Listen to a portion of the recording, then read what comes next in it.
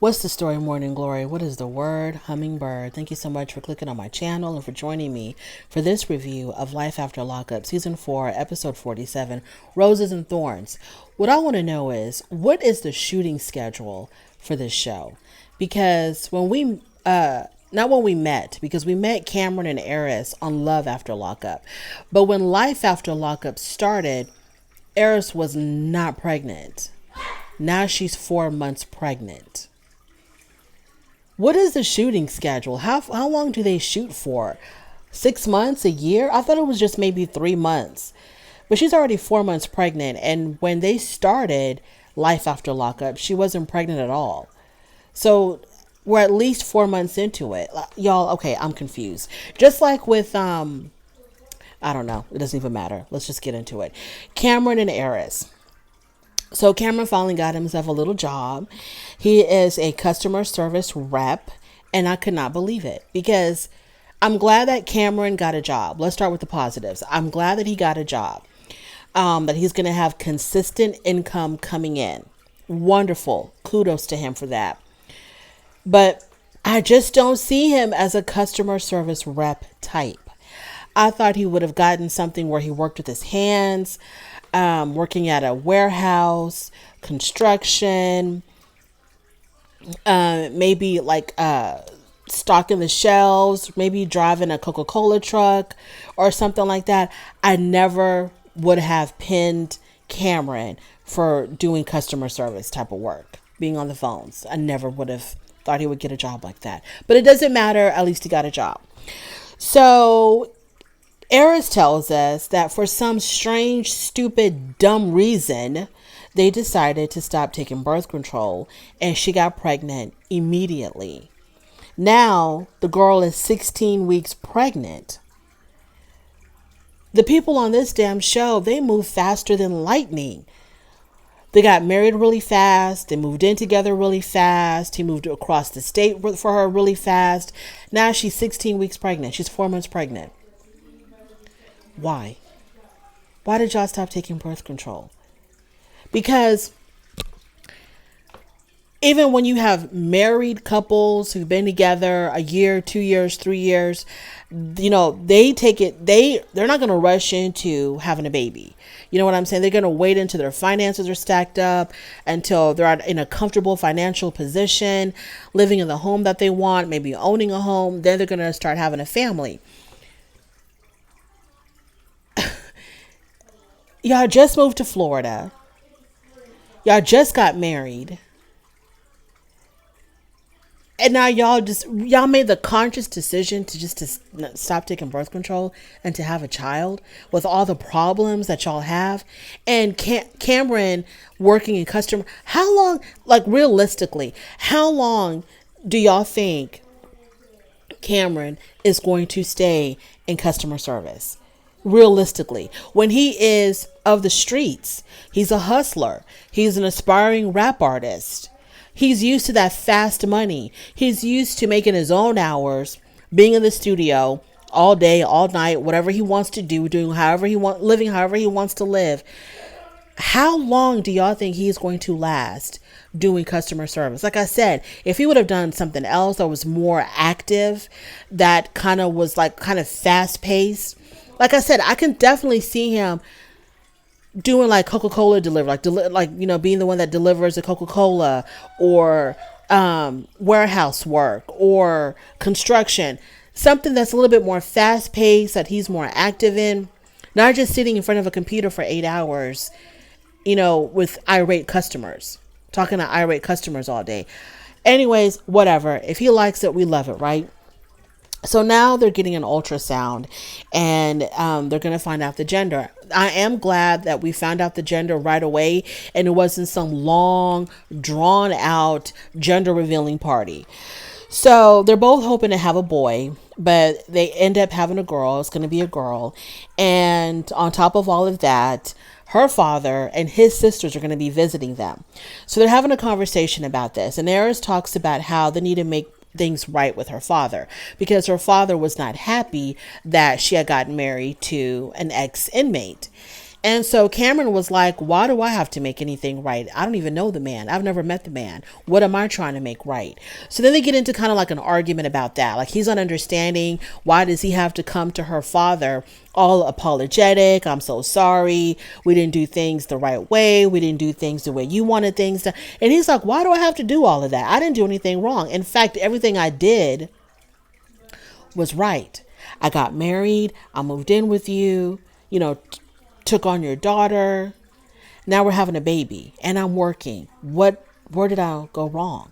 I don't know if Aris told Cameron that her father absolutely hates the idea that she got married to an ex-inmate. I don't know if Cameron knows that. I don't remember because, it's been so many episodes when you factor in both Love After Lockup and Life After Lockup. So I don't know if somewhere along the way she did tell Cameron that, my dad hates you and hates the fact that I married you. I have no idea. But if she didn't tell Cameron that, that's not his problem. He doesn't have to be apologetic about anything. You're big and grown. You chose to live this life, Aris. You made the decisions that you made. So now live with it. Why are you making your man feel some kind of way? Because you're worried about what your father's going to think, because, you wanted to be, grown and do things the way that you want to do them. So what do you even have to be apologetic about? You made your decisions. You're a grown woman. You're a mother. You're a wife. You pay your own bills. Why do you have to be apologetic about anything? Your father's is either going to accept it or he's not going to accept it. Anywho. So later on, they decide to, they want to tell Lena that she's going to be a big sister. And so when she comes home from school, they have the ultrasound, wrapped up or whatever. And on the ultrasound, it says, "Hi, Lena. I'm your new baby sister, Charlie," because they're going to name her Charlie. And so they're sitting outside on the patio and they give her the ultrasound. They give her the little bag. She opens it up. She reads it and she's like, "Are you pregnant?" And of course, obviously, yeah, Aris was pregnant. And the conversation that Aris has with her daughter is very similar to the conversation that Justine had with her daughter, Justine with Justine and Michael. So Lena's worried about being replaced by the baby because she says, "I'm not going to be the baby of the family anymore." And then, her mother tells her, "You will always be my baby. You will always be my first love." And then Lena's worried about her mother loving the baby more than her. And she says, "No, I will never love the baby more than you. No one will ever take your place," etc., etc. "I'm not going to show favoritism." Whatever. She, tells her whatever she needs to tell her daughter to make her feel safe and reassured that this is a good thing and not a bad thing. And I'm just like, these adults are moving so fast, just like with Justine and Michael, moving so fast with their relationship, and they're expecting their children just to catch up and just accept it and be okay with it. You put this man in this child's life when it was just the two of y'all for so long. It was just Lena and Aris for so long. Now you got this man in here and all his tattoos. Now you got a baby. You're going to throw a baby into the mix. And then y'all wonder why y'all's children act like Lindsay's daughter. 13 years old and full of attitude. Let's go back to to Aris. No, to Cameron and his job. I'm wondering if at some point he's going to start to resent Aris for not accepting him for who he is and trying to turn him into, I don't know what she's trying to turn him into. I have no idea. Oh, she just wants him to work. Okay. She just wants him to have a job. But I'm wondering if he's going to start to resent her because maybe that's just not him. Like I said, he's from the streets. He's used to that street life. Can he automatically just turn over and change and become this white collar 9 to 5 clock in, clock out kind of guy? White picket fence, 2.5 kids and a dog named Spot kind of life. Can he get used to that? Can he get accustomed to that? Or will the streets always be calling him? I don't know. But it seems like Aris, she likes what we used to call in the 90s a roughneck. She likes a roughneck. She likes a street thug. So maybe she's not trying to change him too much. Moving on to Derek and Monique. So Derek has finally arrived in the Shy. Monique says that his love language. Okay, so when he arrives, right, when he shows up, he has he got her flowers, the flowers that his uncle actually bought for Monique. So he gives her the flowers, whatever. They're beautiful, and Monique says that his love language is money. Okay, there's no such love language as money. And she says that he likes spending money on me to show me that he loves me. Okay, then that's your love language. Your love language is money. The love language is the things that make you feel like you're loved. So him spending money on you is not his love language. It's your love language. Okay, girl? And there is no love language such as love. There's a love language, I think, that's that's such as money. I think there's a love language that's gifts, I think. Giving gifts or receiving gifts. Maybe that's your love language. I don't know. But girl, you got the whole thing twisted up and confused. You're confusing me. So while they're in the car driving to her home, his phone is going off. He's texting, it's ringing, it's a lot of activity on his phone. And so of course Monique gets suspicious because she's highly, highly, highly insecure. And I'm thinking to myself, if Derek slept with 10 women after the first time Monique left Ohio to go back to Chicago, and during that time he was able to meet and sleep with 10 women, then I'm surprised his phone doesn't go off more than it does. Or did he block half the women that he meets? Or are these just randoms that he's meeting and sleeping with and they don't even have his phone number? Like, Derek is he's so busy. I'm surprised that his phone doesn't, like, why don't you just put your phone on silent? Like, I don't get it. Why do you allow your phone to be heard every time you get a call, a text, an email? Why don't you just put your phone on silence? Because you know that your woman is crazy and highly insecure. So Derek asks her, okay, so what are we going to be doing tonight? And Monique says, nothing. We're going to be up in this house all night long, arguing, doing nothing. Because Monique, that's what she does best. Nothing. She doesn't want to go nowhere. She doesn't want to do anything. So Derek, if you think that you're going to have this poppin' lifestyle with her, where y'all be hitting the clubs in Chicago, the lounges, the hot spots, the parties, that's not the kind of girl that you have. That is not the kind of girl that you have. The most that she'll do is go out to eat. After that, she's ready for a damn nap. Monique is perpetually tired and doesn't want Derek to be around other humans at all, period. So another thing, she's probably broke as hell, because Derek probably drained all of her bank accounts. You know, her spending money on him constantly. She probably has no money to go do anything. She barely has money to furnish her damn apartment, because when he walked into her new house, because she had to move to a cheaper place because she's, broke, dealing with Derek.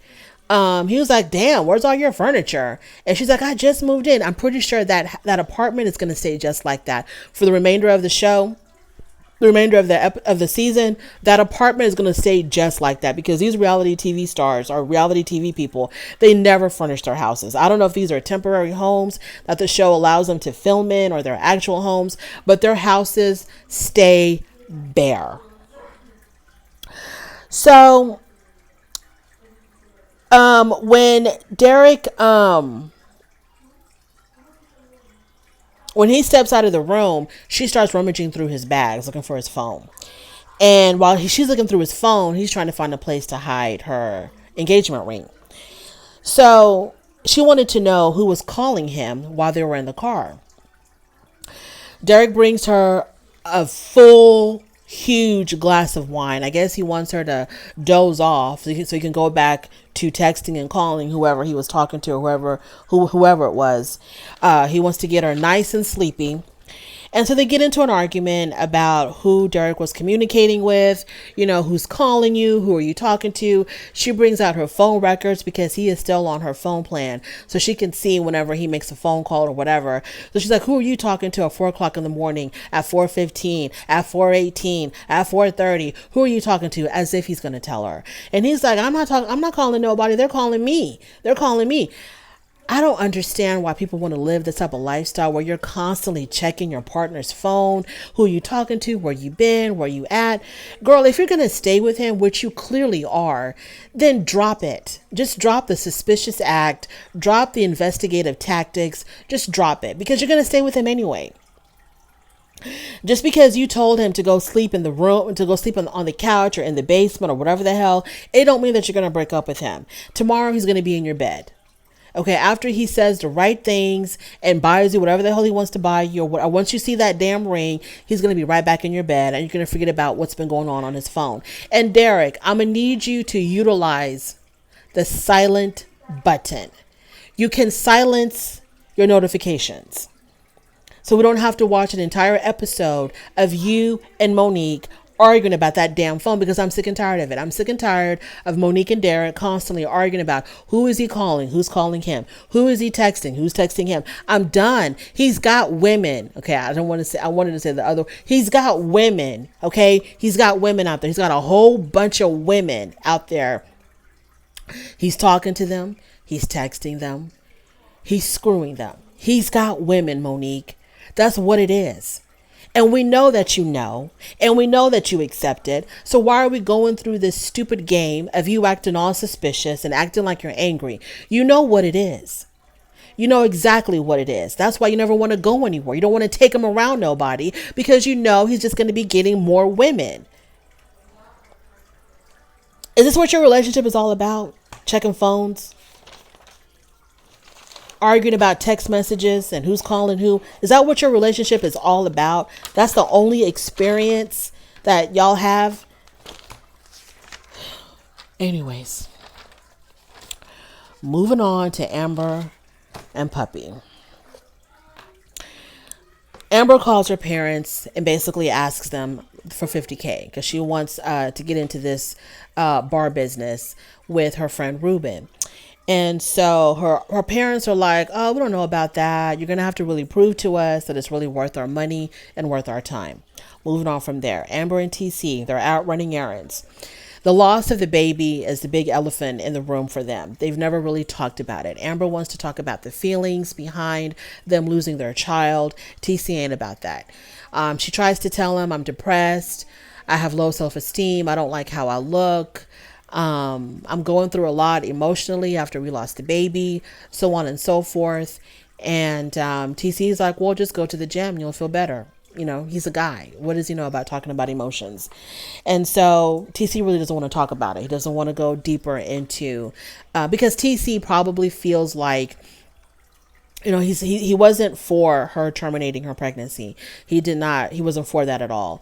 And so maybe he felt like they either could have gotten a second or third opinion, or maybe that she should have just toughed it out and hoped for the best, that she would have been able to carry to term without any complications on her part or the baby's part. But the decision was made. It is what it is. He's struggling, she's struggling, and they really should unite in this moment. But, they're dealing with it in their own separate ways. Amber meets Puppy at the gym. Puppy says that she is completely over Eric because Amber asked her, is Eric blowing up your phone since y'all broke up? And Puppy's like, of course not. I'm pretty sure they're talking. She's like, of course not. I told you it's completely over between us. I have a feeling that they're talking. Amber talks and so Amber talks about how TC has not really been very supportive of her, when she had to terminate her pregnancy. And Puppy says that she should just break up with them. Really, Puppy, that's her solution? That she should just break up with them? Like couples can't go through problems and they can't resolve issues. It's like if you have a problem, just break up because that's what everybody tells you. So you want to give it back to them, but you fail to understand that Eric treated you like a dog. He disrespected you. He was a married man who took forever to get a divorce and was still having relations with his ex-wife. So because everybody told you to break up with them, you feel like, well, I'm gonna give them a taste of their own medicine and tell them to break up with their men, even though their men are not doing anything nearly as bad as what was done to me by Eric. Amber tells her it's not like that. It don't work like that. Just because you have a problem doesn't mean that you just throw in the towel and break up.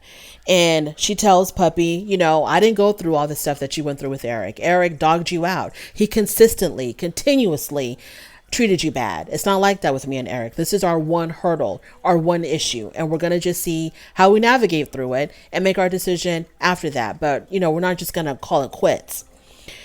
Puppy says that TC is getting in between them, and she starts crying.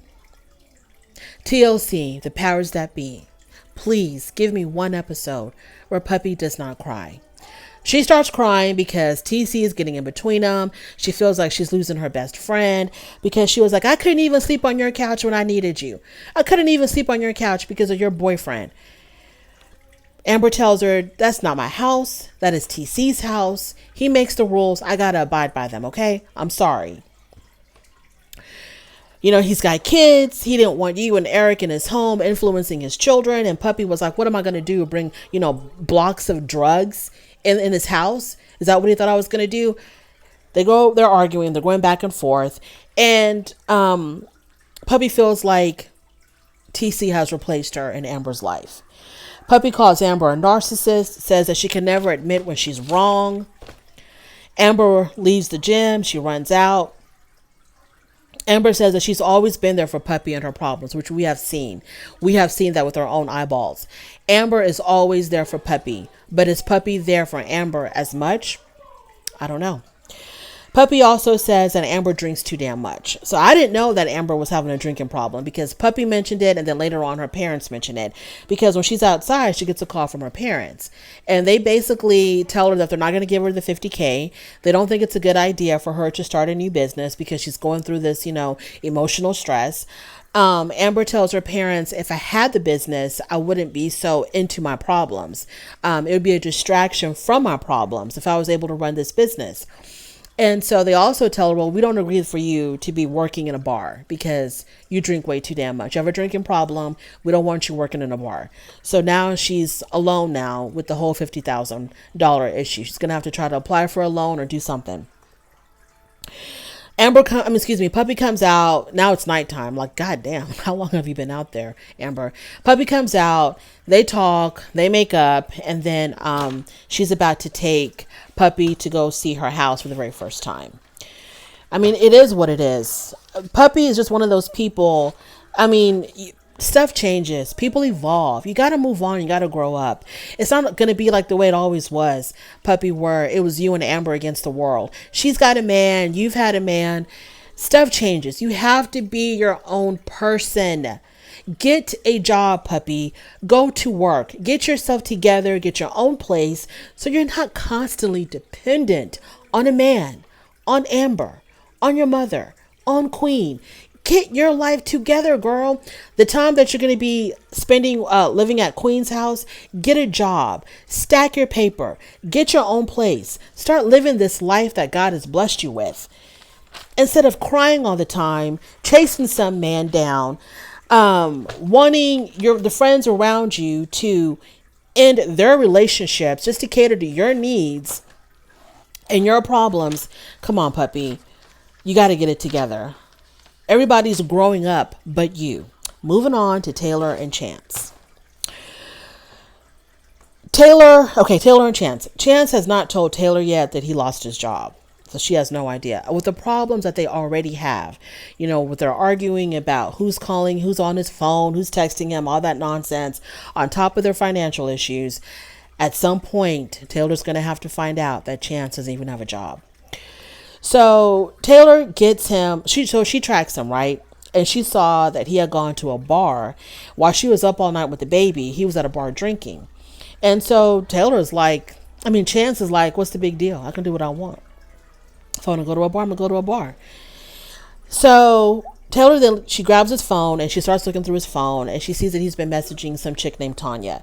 So then they start arguing about that. He tells her, is just a friend, and he talks to these other women who are just his friend because he can't talk to her, because when he talks to her, she gets upset, she gets emotional, she gets jealous. So he'd rather confide in his other female friends. Taylor, of course, is extremely suspicious of this. He gets up, he leaves the house, and he tells her, by the way, figure out how to pay these damn bills. So he walks outside. He tells us that he used to talk to Tanya when he was incarcerated, like the way he used to talk to this girl named Jessica. And Tanya has been there for him. She gave him money when he needed a lawyer. He's known her for 25 years. This is his friend. So he's not going to let go of his friend just to appease that chick. That chick being the mother of his child and his fiance, Taylor. Y'all know how it just gets under my damn skin when people who are supposed to love each other, respect each other, start degrading each other by calling each other names. It just gets under my damn skin. When you refer to her as that chick who's taking care of your newborn baby boy, that's unacceptable. Chance. Unacceptable. The only reason that he hasn't contacted, okay, so he doesn't talk to this Tanya chick because of Taylor and the way she acted when she found out that he was contacting Jessica. You got too many female friends. You got a very insecure, very sensitive fiance. You got way too many female friends. It's just too uncomfortable for her. Why can't you confide in your guy friends? Like, what's going on? So then he goes back inside. They have a conversation. Chance says that he talks to other people because he can't talk to her. Taylor says that she feels really insecure about herself. And the way he acts makes her feel even more insecure. The fact that he would rather spend his time talking to other women than talking to her, it makes her feel even more insecure about herself. And he's supposed to be the one to uplift her, make her feel better, put a smile on her damn face. But he's doing everything but that. And because they argue so much, she feels, no, this is what he says. He says, okay, because we're not getting along and we're always arguing, maybe I should just leave. Then just do it. And I'm thinking to myself, what a thing to say to your fiance and y'all just had this baby. That you're just going to leave. Because I don't think that Taylor is even working, because either she's not working at all or she's on maternity leave. Either way, she's not working right now. And he threatens to just leave. And she says, he's always threatening to leave. Taylor is really depressed. Dealing with a guy like Chance, who's a liar, a manipulator. He's extremely deceitful, very, very, very, very selfish. Just all the wrong things. He's lying about having a job, which is like, how dare you even lie about that? How dare you think that there's some type of financial security coming in when there's absolutely nothing coming in? Lied about all his credit cards. Lied about the people that he's talking to. Any chance he gets, he's out the door. And Taylor probably is also dealing with some postpartum issues. She's really going through it. And I feel so bad for her. And I understand this is the decision that she's made. And in the past, I've put blame on Taylor because it's like you just jumped into this way too fast with this guy. But now I'm just like really heartbroken for her. I feel to deal with a guy like Chance. And then on top of that, to deal with a newborn baby. And then on top of that, to still raise these 3 girls. It's a lot. It is a lot. It's a lot. If I was her sister or if I was her friend, I would say the first thing that you need to do, cut that guy loose. That guy is like 75% of your problems. Cut that guy loose. Get rid of him. Get rid of him. Because it doesn't make any sense that you have someone in your life that you're not related to him. Y'all chose to be with one another. And he's making your life a living hell. It doesn't make any sense. Get rid of him. And then Chance, if talking to these other women is so important to you, are they giving you money? Are they giving you money? Because if they're not giving you any damn money, what is the point of going through this with your fiance for these women who ain't doing nothing for you? Like, I'm not understanding. I'm not understanding at all why you prefer to talk to these women and spend all this time with these women and whatever the hell you're doing if you're not getting anything out of it. Moving on to Sean and Sarah. Sarah goes to see her mom, tells her mom that she finally broke the news to Sean, that she had been taking her daughter to go see her father, Anthony, and Sean blew up. He was really upset about it. And her mom said, I told you, you should have told him the truth from the beginning. Now, Sarah realizes how stupid it was to lie about this, because it really wasn't that big of a deal to lie about. She should have told him the truth from the get-go, but she decided to lie about it. And because she lied about it, not because she was seeing this guy, but because she lied about going to see Anthony, this is the reason why Sean blew up at her the way that he did. Sean is talking to his son, and he's telling his son about what happened with Sarah, that she had been lying to him about taking her daughter to go see Anthony. Sean's upset that Sarah and her mom were both lying to him, because the mom, he specifically would ask her mom, and her mom lied to his face. But the funny thing is, the kicker is, Sean, you're a liar too. You've been lying to these women since day one. You're a liar too. Okay, so that's the pot calling the kettle black. Sarah's mom tells her to go home, go talk to him, and try to work it out. So she gets home. They have a conversation. It was a decent conversation. And Sean talks about his own insecurities about Anthony, because he thinks that Anthony is trying to portray a good father to Sarah's daughter just to get closer to Sarah. That at the end of the day, it's got nothing to do with the child. Anthony is really trying to get back with Sarah. And that's what makes him feel so insecure. Sarah tries to reassure him that it's not like that. This is really for Abby. And she suggests that maybe Anthony and Sean meet. And, Sean's like, I don't think so. Sean asks, well, did you ever tell Abby that this was her father? And Sarah says, no, she told Abby that this was just mommy's friend. Pathological liar, lying about things that don't need to be lied about. And when you do finally tell your daughter the truth, how stupid will that make her feel, that she was hanging out with this guy thinking that he was just a friend of mommy, but it was really her father this whole entire time. Just lying unnecessarily. It is what it is. And I understand that Sarah's like, well, I didn't want to let her know that this was her dad so she can get all attached to him, and then he disappears again. Well, she is attached to him. She is already attached to him. So you take her to the park with this guy so many times. The little girl is having fun with him, having a great time with him. So whether she thinks of him as her father or she thinks of him as just mommy's friend, either way, she's already attached to him. So it's not the fact that this is her father that's going to make her feel abandoned if he disappears again. It's going to be because this is a guy that she forced upon her. She ended up liking him, having a great time with him. And so because it created that bond, that's what's going to make her feel abandoned when he disappears again. I don't know. Maybe I'm wrong, but Sarah, you shouldn't have lied. You should have told your daughter the truth. If anything, okay, lie to your man if you want to, but you should have told your daughter the truth from the get-go. Moving on to Lindsay and Blaine. Y'all, Lindsay has had it. She has had it. The good thing is she's been working. She's 14 months sober, so congratulations to her for that. They go pick up her daughter so they can go play paintball. The daughter is not happy. What's her name? Mila? Mila's not happy. She doesn't want to do any paintball. Just wants to be on her phone. So they do the paintball thing. After that, they take her home. The girl is full of attitude. She doesn't understand why. After they drop off the child, she calls her mom. And she's talking to her mom, and she's like, yeah, we were spending time with Mila, and she had just had an attitude the whole entire day. Is everything okay? Is something going on with her?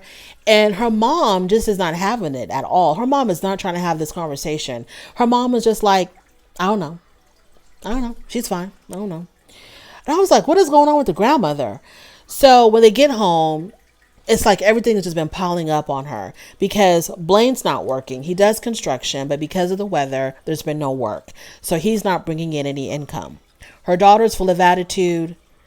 She's working crazy hours because she works the night shift, 11 p.m. to 7 a.m., not getting any rest. They're in the middle of moving.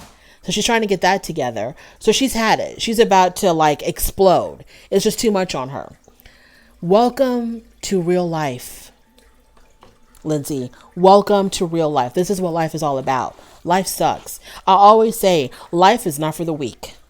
Life is not for the weak. Very few people have it easy like that, where they're just chilling. They don't have any money problems. They don't have family problems. They don't have health problems. They don't have work problems. Life is not for the weak. Life is only for the strong. I don't know what to say. I don't know what to tell you, Lindsay. There's no magic potion that's going to make everything go away. You can't run away from your problem. So you just can't pack up your Doc McStuff in his little tiny suitcase and go somewhere. This is life. You just have to deal with it and make the best of it and hope that it gets better. It's a lot of ups and downs in this thing called life. Thank you so much for joining me. I really do appreciate it. On your way out, please don't forget to rate the video. And if you like this content, go ahead and subscribe, and I will definitely talk to you later. Bye. Happy Easter.